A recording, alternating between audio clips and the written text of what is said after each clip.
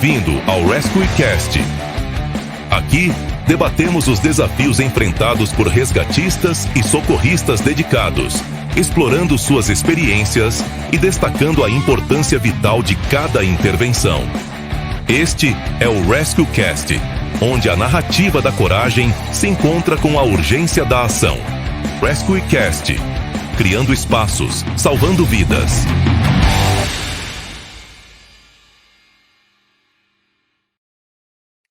Olá, seja muito bem-vindo ao RescueCast, criando espaços, salvando vidas. Eu sou Bruno Lazarin Cor, bombeiro militar em Santa Catarina, instrutor de resgate veicular e idealizador desse canal, que tem como objetivo falar sobre o resgate veicular e todos os temas que orbitam essa grande área operacional. Nesse primeiro episódio, eu vou contar um pouco sobre a minha história com o veicular e mostrar como esses impactos da atividade, esses episódios da minha vida trouxeram até esse grande projeto que é o RescueCast. A minha história com o resgate veicular, ou com o trânsito, começa antes mesmo de ingressar na corporação. A nossa família, como tantas outras no Brasil e no mundo, foi impactada pelo trânsito. Eu perdi 2 tios e um primo em sinistros, um deles, inclusive, antes mesmo de ter nascido. Meu tio Pedro Lazarin foi o primeiro familiar morto em sinistros de trânsito. Ele acabou colidindo na traseira de um caminhão que estava mal sinalizado, no interior de São Lourenço do Oeste, um dia de muita neblina, e ele e mais alguns amigos acabaram falecendo nessa ocorrência. Mesmo não tendo nascido ainda, essa história é bastante presente na estrutura da nossa família, porque ele era um dos poucos homens que ainda estava na casa com toda a família. Naquela época, era muito mais comum que o homem fosse o provedor do lar. Meses depois do meu tio falecer, o meu avô também faltou, aí por motivos de doença, o que acabou impactando muito na estrutura familiar, não só pela ausência deles, mas principalmente do ponto de vista financeiro. Alguns anos depois, outro tio meu faleceu, também numa colisão contra um caminhão, meu tio Amantino Lazarin. Ele trafegava no interior do estado do Paraná, na região entre Palmas e Clevelândia, quando um caminhão na contramão, fazendo uma ultrapassagem, acabou invadindo a pista e colidindo contra eles, né? Trafegava o meu tio e a minha tia, que era caroneira, a tia Clara. Os dois ficaram muito feridos dessa colisão e meu tio acabou falecendo no momento, quase no momento da colisão. Minha tia teve uma recuperação muito complicada. Hoje, felizmente, está bem, mas teve grandes impactos dessa colisão. Aí, um pouquinho mais para frente, alguns anos depois, eu perdi um primo que trafegava também no interior do estado do Paraná, numa motocicleta. Acabou caindo após passar por cima de uma mancha de óleo que tinha em cima da pista. Ele cai, em princípio parecia uma colisão tranquila, mas quando a equipe de APH chegou, por alguns problemas em relação à triagem, ele não foi devidamente atendido e estava com uma hemorragia interna. Perambulava, caminhava ali pela cena, quando de repente acabou caindo e veio a óbito. Então, foram 3 pessoas da nossa família que nós perdemos para o trânsito. E lógico que eu acabei perdendo outros entes queridos aí em todo esse período de vida, mas a morte para o trânsito ela é extremamente injusta, porque você está conversando com essa pessoa, ela está no convívio, você, às vezes, alguns instantes antes conversou com ela e, de repente, de uma forma abrupta, ela acaba faltando. E é algo muito doloroso, porque você entende e sofre porque sabe que aquilo poderia ter sido evitado. De uma forma ou outra, seja na condução, às vezes seja no atendimento, isso tudo poderia ter sido evitado. As mortes no trânsito são completamente evitáveis. E é por isso que nós desenvolvemos tantas atividades de cunho preventivo e até mesmo de treinamento voltados a isso. Essas 3 mortes na nossa família aconteceram antes do meu ingresso na corporação, Eu entrei no Corpo de Bombeiros Militares de Santa Catarina no ano de 2006, no curso de formação de soldados, e o meu primeiro contato com o resgate veicular foi ali. 55 horas de formação, uma semana de curso com atividades teóricas e práticas, que formaram o nível operador, para que tivesse uma boa noção de resgate veicular, afinal, é um dos 3 pilares que Santa Catarina definiu como o seu braço operacional, junto com o atendimento pré-hospitalar e combate a incêndio estrutural. Depois da formação, eu fui transferido para a região do 6º Batalhão de Bombeiros Militar, na região de Chapecó, e acabei indo trabalhar num GBM, num quartel muito pequeno, que é na cidade de Modelo. Modelo, na época, estava estruturando a sua capacidade operacional, e nós trabalhávamos sozinhos durante o turno. Tirávamos o plantão com apenas um militar. Embora fosse uma OBM que tivesse um número pequeno de ocorrências, comparado com uma cidade maior, o grande dificultante dessa situação era trabalhar sozinho. Então, você tinha que estar preparado para todas as ações, mesmo que não tivesse todo o potencial para operar, era necessário chegar e poder fazer um bom dimensionamento de cena, uma boa avaliação inicial e poder trazer os recursos necessários. Como a nossa formação de qualquer profissional da área de busca, resgate e salvamento, as coisas vão acontecendo com o tempo, você vai ganhando confiança com o tempo, vai ganhando experiência, e nesse ponto foi algo que me angustiou durante muito tempo nesse início de carreira. Eu fiquei quase 5 anos trabalhando em modelo, e eu confesso que em muitas situações eu ficava bastante apreensivo, eu tinha medo do que poderia acontecer, porque, embora tivesse o conhecimento, não tinha ainda aquele domínio todo, aquela segurança para conseguir operar. E já durante a formação, depois da minha formação, nós tivemos algumas ocorrências pequenas nos primeiros meses, consegui atender da forma mais adequada. Nós tínhamos um recurso próximo, que era o quartel de Pinhalzinho, mas o grande diferencial, né, a grande virada de chave na carreira que me fez me aproximar ainda mais do resgate veicular foi uma ocorrência atendida no ano de 2007, com o ano de formação, uma colisão envolvendo ônibus e caminhões em que os bombeiros que estavam fazendo o atendimento foram atingidos, foram atropelados durante o atendimento. No total, foram 27 óbitos nessa ocorrência e 91 feridos. Nós somos uma das equipes que chegou um tempo depois dessa colisão ter acontecido, e lá nós vimos colegas de turma feridos, vimos bombeiros mortos, vimos várias pessoas mortas, e aquilo impactou e traz até hoje esse pensamento de sempre buscar algo a mais. Por mais que a gente entenda como aquela colisão aconteceu, a energia que foi envolvida e tudo que orbitou sobre ela, você sempre sai de uma ocorrência pensando, será que eu não poderia ter feito algo melhor?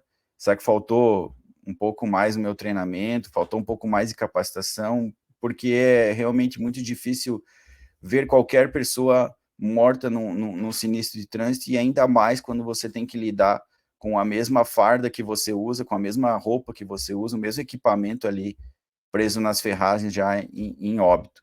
Então, a partir de 2007, eu começo, de fato, a tentar buscar cursos, treinamentos e formações.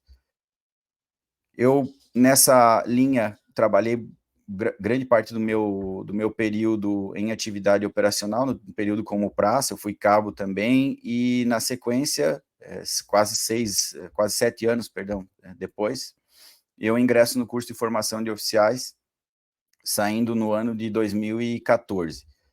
Durante o curso de formação de oficiais, nós tivemos novamente o curso de veicular, já com uma outra ênfase, trazendo à tona as questões sobre comando, sobre gerenciamento de emergências, e saindo do curso de formação de oficiais aqui em Florianópolis, eu segui para a área do 11º Batalhão de Bombeiros Militar, em Joaçaba, uma área que sempre foi histórico, o seu envolvimento com resgate veicular, sempre foi berço de grandes cursos e de grandes formações. Eu optei em ir para aquela região, até porque eu sabia que nas imediações aconteciam muitos acidentes. Eu queria poder ter esse contato na carreira, já na parte de comandamento, com esse tipo de emergência. Em Joaçaba, além da formação regular, dos cursos e treinamentos, nós tivemos a possibilidade de conhecer uma outra plataforma que estava além do nosso alcance naquele momento, que chamava-se Desafio de Resgate Veicular. No ano de 2016, eu tenho uma nova virada na minha percepção, além dos cursos e formações que tinha, porque foi inserido um outro elemento, o elemento competitivo na formação das equipes. Em 2016, nós participamos do Desafio Nacional de Resgate em São Paulo, montamos 2 equipes que treinavam em Joaçaba, eu fiquei responsável na época por ser o coordenador técnico delas, embora com grandes limitações, porque nesse mesmo período eu faria o curso de avaliador da Associação Brasileira de Resgate e Salvamento, ministrado pelo pessoal da Organização Mundial. Então, não tinha como ficar interagindo e passando muitas coisas para o pessoal que estava treinando. 2016, então, fomos para São Paulo, tivemos resultados longe do que nós imaginávamos que teríamos, e no retorno a Joaçaba, montamos uma equipe para poder estudar, treinar e entender qual era aquela dinâmica dos desafios, principalmente pensando na melhoria das condições de resposta operacional, a melhoria das nossas diretrizes, dos nossos protocolos para o enfrentamento de emergências e ocorrências reais. Montamos uma equipe que se chamava Alfa 11, uma equipe formada por militares do 11º Batalhão, e passamos, além de treinar semanalmente, passamos a competir. Essa equipe ela teve excelentes resultados em 2 anos, fomos campeões estaduais, fomos campeões nacionais, tivemos oportunidades de participar de 3 campeonatos mundiais consecutivos, e foi um período em que eu comecei a ter um pouco mais de apreço pela formação de equipes de alto desempenho, porque eu passei a perceber o quão essa plataforma é importante na parte de formação, o quão ela pode mudar a mentalidade do nosso bombeiro. No início do ano de 2019, eu sou transferido para o 6º Batalhão de Bombeiros Militar em Chapecó, onde continuei na parte de instrução e ensino, mas iniciei um novo projeto com os militares que lá estavam também, que é a equipe Condá Rescue Team. Ela foi criada em março de 2019, uma equipe que também já é campeã estadual, nacional, teve participações em campeonatos mundiais, e ali nós pudemos mudar um cenário novamente. Chapecó é uma cidade maior, além dos desafios, conseguimos implementar grandes eventos formativos, dentre eles o Rescue Days, o Romato Experience. Chapecó acabou se tornando uma grande referência na atividade de resgate veicular para o estado e para o país. O meu envolvimento nessa parte de competições, ele ultrapassa também a coordenação técnica de equipes. Eu hoje faço avaliações também em desafios, participei já de vários desafios no país, de outras corporações, fiquei muito tempo na avaliação técnica, avaliação propriamente de resgate, depois passei a avaliar comando, e nos últimos anos tenho trabalhado muito na montagem e desenvolvimento de cenários que as equipes utilizam em competições. Isso tudo ligado a Associação Brasileira de Resgate e Salvamento, que é a detentora das vagas para as competições internacionais. Também por fazer parte da Coordenadoria de Resgate Veicular do Bombeiro de Santa Catarina, a estrutura que pensa na atividade e assessora o comando na tomada de decisões, eu fiquei responsável pela coordenação desses eventos que aconteceram no estado. Então, participei da coordenação dos desafios de 17, 18, 21 e 22, no caso aí do campeonato nacional. Agora nós vamos para a organização do 5º desafio estadual aqui em Santa Catarina, e além disso participei também da organização de eventos como o Romator Experience, como o Rescue Days, fui instrutor. Então, meu envolvimento com o resgate veicular, ele começou na ponta, depois passou pelo desenvolvimento de equipes, e hoje em dia está, além das equipes, também no desenvolvimento de eventos formativos. Mas eu sempre comento que a minha carreira, ela, às vezes, em alguns momentos eu não conseguia entender as linhas que ela estava seguindo, mas hoje, com 18 anos de casa, eu consigo perceber a conexão de tudo isso que acabou acontecendo. Hoje eu estou na função de comandante de pelotão do curso de formação e aperfeiçoamento de praças, o Cefap, ligado ao Centro de Ensino Bombeiro Militar, que é a estrutura que forma os bombeiros militares catarinenses. E, embora eu tenha atuado durante 10 anos como instrutor na formação apenas no resgate veicular, nesse ano, que acaba agora a formação deles em abril, eu tenho atuado um pouquinho mais na retaguarda ainda, na parte de formação mesmo desse bombeiro, de sair do seu vínculo civil, conhecer todos os liames da caserna e sair bombeiro militar pronto. E aqui eu fui brindado por uma pergunta de um aluno durante o curso de resgate veicular, que ele me diz o seguinte: capitão, e depois? O que eu faço? Como eu continuo me aperfeiçoando? Quais são os próximos passos para eu participar de uma equipe? E se eu trabalhar em algum lugar que tenha poucas pessoas, como que eu devo fazer? Todas essas perguntas que ele fez, na hora, quando nós conversávamos, não foi possível maturar, a resposta foi extremamente no reflexo, mas depois eu vim convivendo com isso, né? Essa pergunta foi feita em novembro de 2023. Eu fui pensando e refletindo, e é natural, pela empatia, você se colocar no lugar do soldado que está indo trabalhar. Nós já vivemos isso, com o conhecimento técnico muito bem alinhado, todo desenvolvido, ele sabe o que precisa ser feito, mas ele ainda não tomou a decisão numa ocorrência. E a gente acaba se vendo lá atrás, né? Antes dos cabelos brancos, a gente se lembra de como foi difícil, como foi angustiante em alguns momentos, e foi principalmente com base nessas perguntas dele, nessa abordagem dele, que nós pensamos no RescueCast. Pensamos nele para que nós tenhamos um espaço para que ninguém se sinta sozinho, especialmente na atividade de resgate veicular.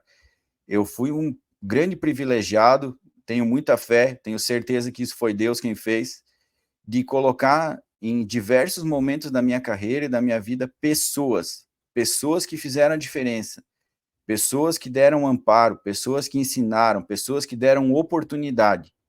Esse é o grande foco do nosso podcast, criar espaços para salvar vidas, criar espaços para que nós possamos trazer aqui para o debate grandes instrutores de Santa Catarina, do país e do mundo, trazer aqui operadores do resgate veicular, socorristas que atuam lá na ponta, entender como eles se aperfeiçoam, o que eles buscam, o que eles estudam, em quem eles se inspiram, e trazer essas pessoas de referência, grandes influenciadores da minha vida, que eu tenho plena convicção formaram quem eu sou hoje como instrutor, como bombeiro militar e como uma grande pessoa admiradora do resgate veicular.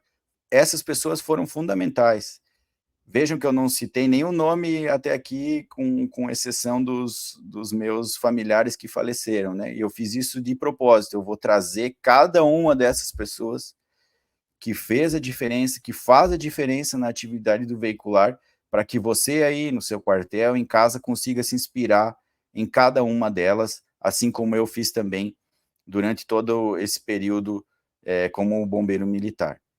Pessoas precisam de pessoas, são elas que fazem a diferença, especialmente no mundo em que nós estamos cada vez mais digital, cada vez mais isolado, e também foi por isso que nós pensamos nessa plataforma, porque nós entendemos e acompanhamos como funciona o dia a dia de um quartel. No passado, quando nós ingressamos, era muito comum que as guarnições, que as prontidões ficassem reunidas o dia todo, conversando o dia todo. Faziam as suas missões, atendiam a ocorrência, mas voltavam e se reuniam. Hoje é cada vez mais difícil esse tipo de comportamento. As pessoas tendem a se isolar, se isolam nos seus smartphones, se isolam nas suas redes sociais, nos seus aplicativos de conversa e não se reúnem. É por esse motivo que nós teremos essa plataforma também no ambiente online, para que você, durante o seu dia, se tiver interesse, vai, busca, entenda, escute palavras de quem já sofreu no início da carreira, palavra de quem tem muito a ensinar. Esse é o grande objetivo que nós teremos aqui no RescueCast. E eu não farei isso sozinho. Para ancorar esse podcast, eu terei a ajuda de 2 grandes bombeiros militares que têm a mesma mentalidade, que têm o mesmo propósito e que são integrantes da Condá Rescue Team. Alberto da Alpiva Neto, Sargento Alberto, técnico da equipe Condá, e Anderson da Silva Geller, também da Condá, comandante da equipe, já da sua criação, 2 profissionais que eu nem vou dar spoiler aqui, porque eles vão se apresentar e você vai conhecer quem são, pessoas que eu admiro muito pelo que são, pela sua formação e pela mentalidade que eles têm. Nós queremos aqui, com essas pessoas, fazer com que você fique cada vez mais forte para o atendimento de ocorrências, cada vez mais preparado, cada vez mais confiante, e que aquela pessoa que talvez tenha uma dificuldade ou financeira, ou de oportunidade, ou de sair do quartel para buscar atualização, tenha pelo menos um amparo aqui para que possamos dirimir dúvidas, para que possamos dar um norte sobre treinamento e todos os outros temas que virão na sequência. Além dessa parte formativa, nós temos um objetivo aqui de trazer à tona 2 outros pontos. O ponto preventivo, trazendo dicas de segurança para que as ocorrências não aconteçam, e trazendo ainda informações sobre elementos estruturais dos automóveis e sobre dicas de manutenção do nosso veículo e dicas que podem nos ajudar tanto com as nossas viaturas que nós conduzimos, quanto com os carros, os veículos que nós fazemos a intervenção na prática. Nosso objetivo, lógico, como somos bombeiros, é fortalecermos a nossa resposta operacional, mas nós temos o dever, nós temos a obrigação de chamar a atenção também da comunidade para que essas ocorrências não aconteçam. É muito doloroso perder familiares para o trânsito. É muito doloroso saber que isso poderia ter sido evitado. Então, nós temos essa obrigação de chamar a atenção e fazer com que isso pelo menos diminua, para que lá no futuro, se possível, nós possamos erradicar essas mortes dessa natureza.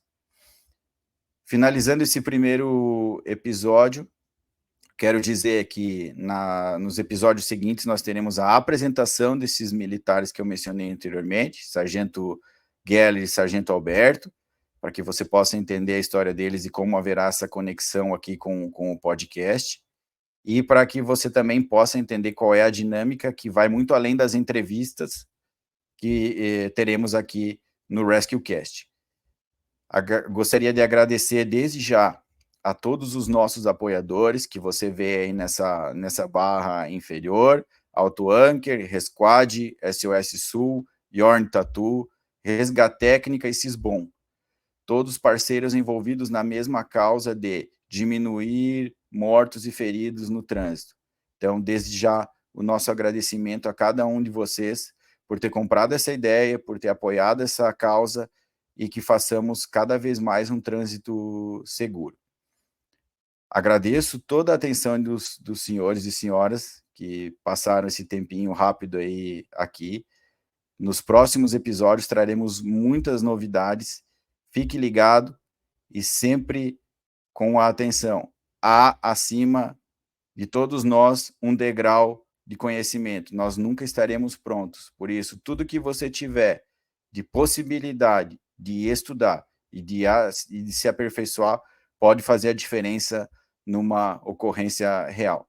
Muito obrigado a todos e até logo. Você acompanhou a mais um episódio do RescueCast. Curta e compartilhe nosso canal, porque o conhecimento salva vidas. Até breve!